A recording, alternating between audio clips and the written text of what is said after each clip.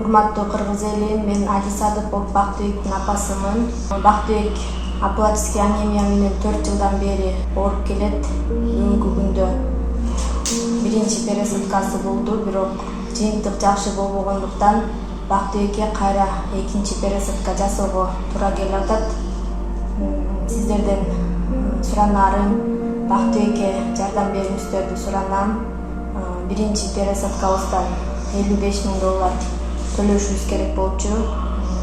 Ошол акчабызды төлөп кутулсак, андан кийин экинчи пересадка жасала турганын айтышты.